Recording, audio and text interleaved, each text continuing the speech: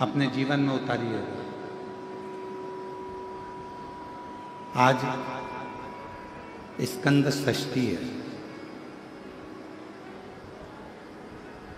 और आप सभी को मालूम हो श्रावण महीने की जो स्कंद षष्ठी होती है, स्कंद छठ होती है, षष्ठी होती है, ये पूरे वर्ष में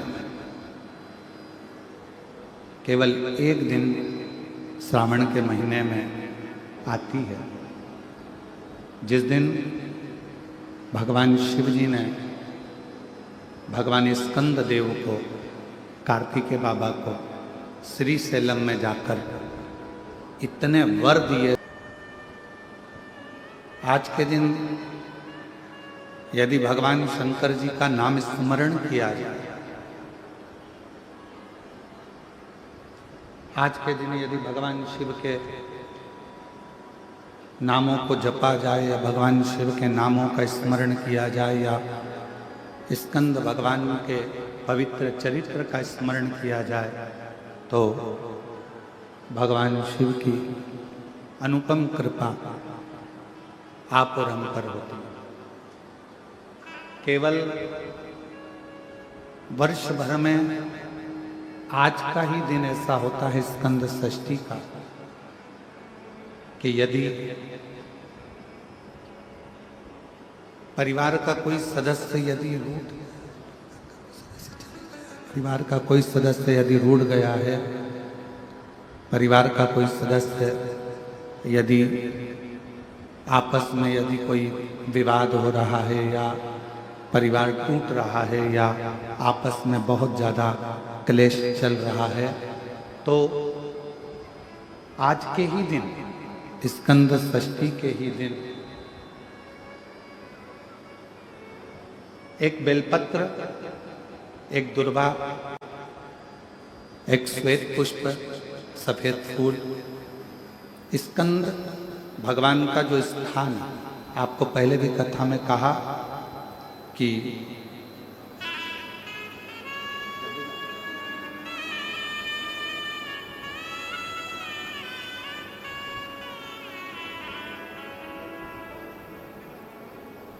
भगवान श्री शिवलिंग, जलाधारी माँ जगज्जननी जगदम्बा अम्बा माँ पार्वती जी का स्थान, ये शिवलिंग, ये माता पार्वती जी का स्थान, और ये जो स्थान है इसमें राइट में गणेश जी, लेफ्ट में कार्तिकेय जी, बीच में अशोक सुंदरी। तो जो स्कंद भगवान का जो स्थान है,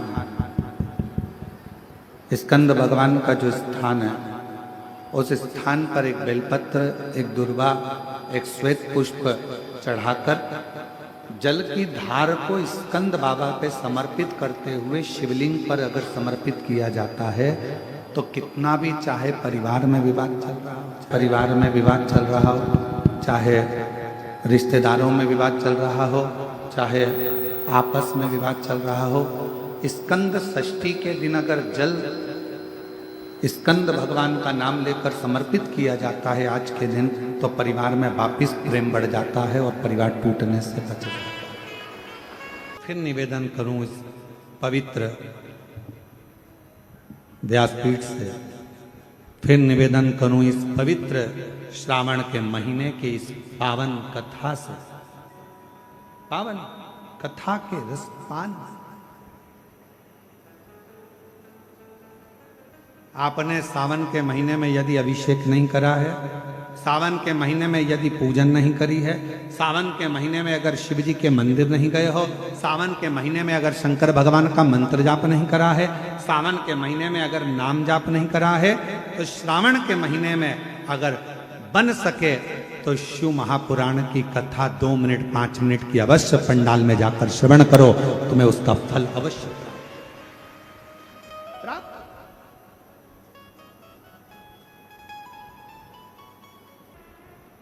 क्या देती है शिव महापुराण की कथा?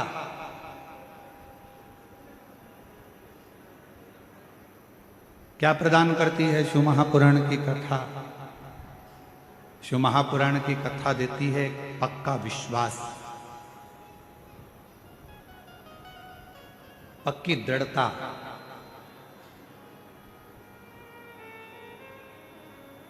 घर अच्छा हो और माहौल अच्छा नहीं हो ना, तो उस घर में रहने का मन नहीं करता। और माहौल अगर अच्छा है और घर अच्छा भी नहीं है, तो किराए के मकान में भी महल नजर आता है। अगर अब कितनी बड़ी कृपा है, जरा देखिएगा भगवान शिव की कथा में। बैकुंठ में भगवान नारायण और लक्ष्मी जी विराजमान, और बैकुंठ में भगवान विष्णु और लक्ष्मी जी विराजमान है, और दोनों का झगड़ा होता है। और भगवान नारायण और लक्ष्मी का झगड़ा होता है, और लक्ष्मी जी भगवान नारायण को श्राप दे देती है, हे नारायण, तुम मुझे देखकर घोड़े जैसे हंसे हो, मैं तुम्हें श्राप देती हूं कि तुम्हारा सिर कटे और तुम्हें घोड़े का सिर लगे।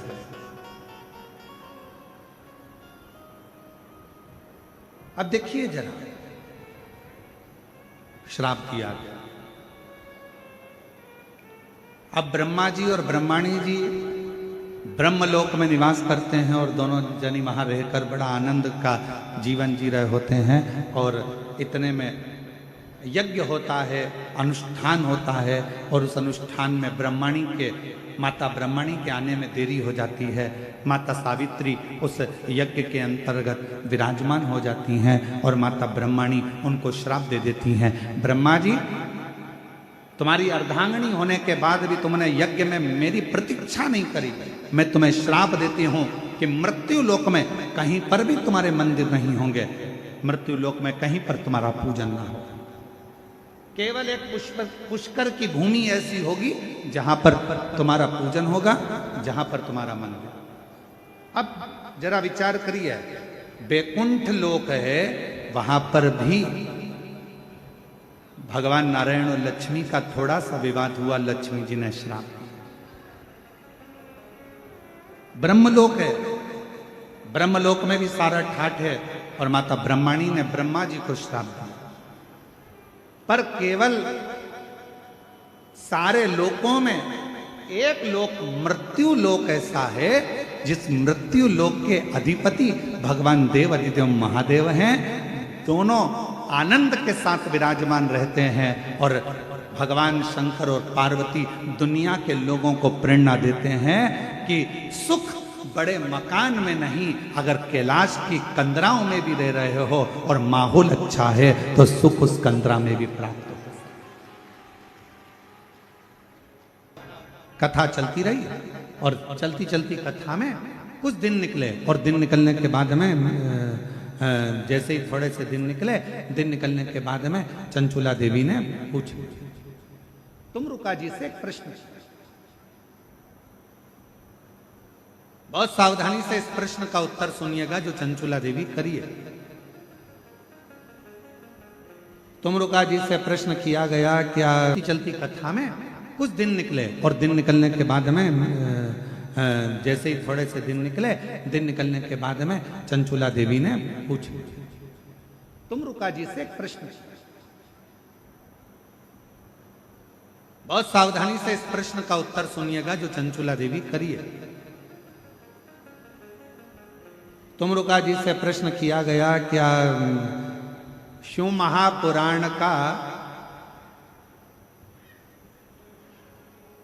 कौन सा श्लोक, कौन सा अक्षर, कौन सा मंत्र मैं जपूं? चंचुला जी कह रही हैं, शिव महापुराण का वो कौन सा अक्षर, कौन सा मंत्र, कौन सा श्लोक मैं जपूं जिससे मेरे पति बिंदुक की मुक्ति हो जाए और मेरा अखंड सौभाग्य हो जाए। मेरा पति बिंदुक प्रेत योनि में पड़ा हुआ है, और प्रेत योनि में पड़े हुए मेरे पति की मुक्ति होना बड़ा कठिन है, और मेरे वापिस मेरा सौभाग्य, मेरा सिंदूर अमर हो जाए। शिव महापुराण का वो कौन सा श्लोक, शिव महापुराण का वो कौन सा अक्षर, शिव महापुराण का वो कौन सा मंत्र मैं जपूं जिससे मेरा पति को मुक्ति मिले और मेरा अखंड सौभाग्य हो। तुम रुका जी मुस्कुरा कर कहे रही है चंचुला।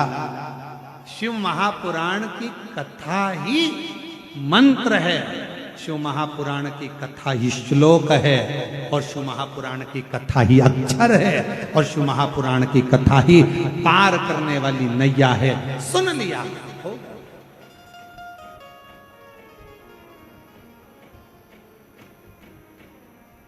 कुछ जपे ना जपे, कुछ बोले ना बोले, कोई मंत्र का किया ना किया, कोई अक्षर को जपा ना जपा, किसी मंत्र को जपा ना जपा, किसी अक्षर का नाद किया ना किया।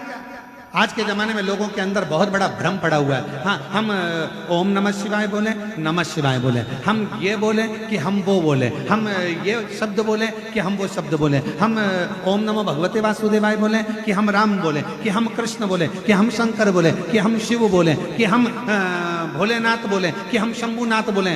आज के जमाने में दुनिया के लोगों ने भगवान शंकर को ऐसा बांट दिया, कोई कहता है शिव अलग है, कोई कहता है शंकर अलग है, कोई कहता है शंभु अलग है, कोई कहता है महादेव अलग हैं, कोई कहता है ये अलग हैं। शिव महापुराण की कथा कहती है हमें ज्यादा आडंबर में नहीं पढ़ना, हमें ज्यादा दिखावे में नहीं पढ़ना। हम तो एक बात जानते हैं कि हमारे घर के नजदीक में जो शंकर जी का शिवलिंग है वही हमारा शंकर है, वही हमारा पिता है, और वही हमारा सुनने वाला है। एक लोटा जल चढ़ाएंगे, हमारा बाबा सुन लेगा। और कोई तुमसे कहे ये मंत्र मत बोलो, वो मंत्र मत बोलो, ये ओम नमः शिवाय में ओम मत लगाओ, तो नमः शिवाय में ये मत लगाओ, तो श्री शिवाय नमस्तुभ्यम, तो ओम नमः भगवत, तुम कोई चक्कर में मत पड़ो।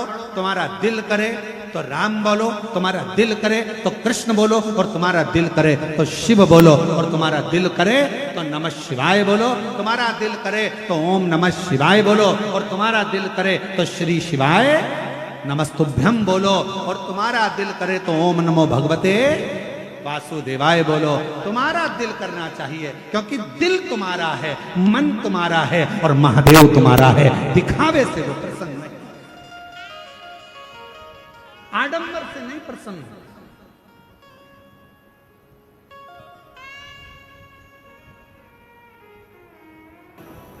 शिव महापुराण का कोई पूछे कि इसमें मुख्य श्लोक कौन सा है, कोई तुमसे पूछे कि शिव महापुराण का मुख्य मंत्र कौन सा है, कोई तुमसे पूछे शिव महापुराण का सबसे श्रेष्ठ मंत्र, अक्षर, शब्द, श्लोक कौन सा है, तो आप एक बात कह देना कि पूरी शिव पुराण ही श्लोक है, पूरी शिव पुराण ही मंत्र है, पूरी शिव पुराण ही साधना है, और शिव महापुराण ही हमारे को पार करने का एक मौका।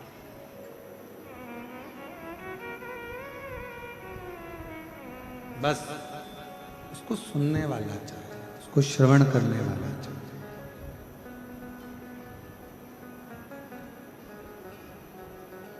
आप जितना दिल से उसको सुनेंगे उतना प्राप्त। देवराज नहीं जानता था, ना मंत्र जानता, ना साधना जानता, ना उपास जानता, ना व्रत जानता, कुछ नहीं जानता। वो तो केवल इतना जानता, चोरी करना, चोरी का धन लेकर मंदिर में पहुंच गया, चोरी का धन लेकर बैठ गया, कथा श्रवण करी, 2 क्षण की चल दिया। शरीर में ताप था, बेलपत्र के वृक्ष के नीचे उसके प्राण छूट गए, और भगवान देवाधिदेव महादेव को उसको लेने आना पड़ा। और ये बात हमने पहले भी कथा में कही है, देव और महादेवों में एक बहुत बड़ा अंतर है। देव का अगर कोई भक्त प्राणों को छोड़ता है तो उसको लेने के लिए गण आते हैं, पार्षद आते हैं, उसको लेने के लिए भगवान नारायण के पार्षद पहुंचते हैं, देवता आते हैं। पर महादेव के भक्त को लेने के लिए कोई गण नहीं आता, महादेव के भक्त को लेने के लिए कोई पार्षद नहीं आता। महादेव के भक्त को लेने के लिए तो स्वयं देवाधिदेव महादेव नंदी लेता, नंदी ले। चांदी के सिंहासन पर देवता बैठते हैं, सोने के सिंहासन पर देवता बैठते हैं, हीरे के सिंहासन पर देवता बैठते हैं, पन्ने के सिंहासन पर देवता बैठते हैं, सुंदर सुंदर सिंहासन पर देवता बैठते हैं। पर मेरा महादेव ना चांदी के सिंहासन पर बैठते हैं, ना सोने के सिंहासन पर बैठते हैं। मेरे महादेव तो पृथ्वी पर रहते हैं, इसलिए पत्थर की शिला पर बैठते हैं, और वो पत्थर की शिला भी जीव का कल्याण करने वाली है। वो जीव का कल्याण करना।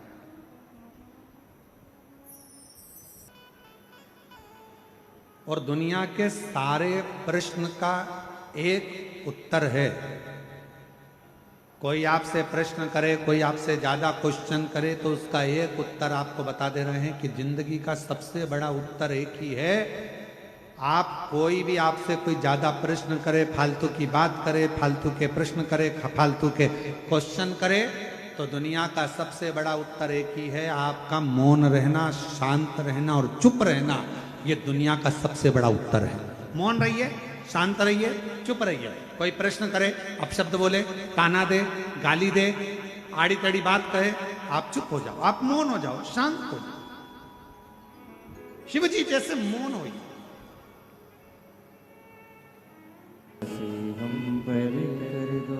आप शिव जी पे चढ़ा जल पी रहे हो, आप शंकर जी पे चढ़ी हुई बेलपत्र खा रहे हो, शिव जी से कह कर लो, बाबा हमको औषधि दीजिए, बाबा शरीर में रोग हो गया है, बाबा हमारे रोग को मिटा दीजिए, बाबा शुगर हो गई, थायराइड हो गया, बीपी हो गया, कहीं कुछ हो गया, बाबा आप अच्छा कर दीजिए। आपकी औषधि के रूप में हमको बेलपत्र और जल, बेलपत्र जल दीजिए।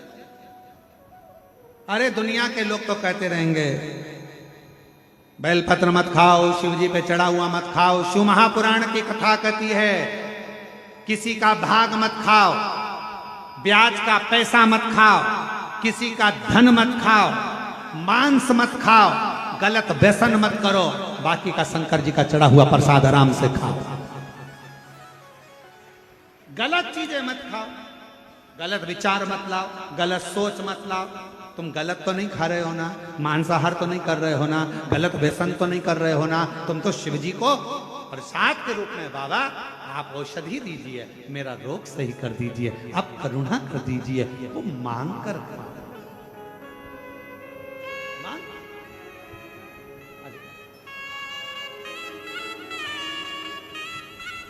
साधारण कहना सरल है महाराज, बहुत सरल है कहना।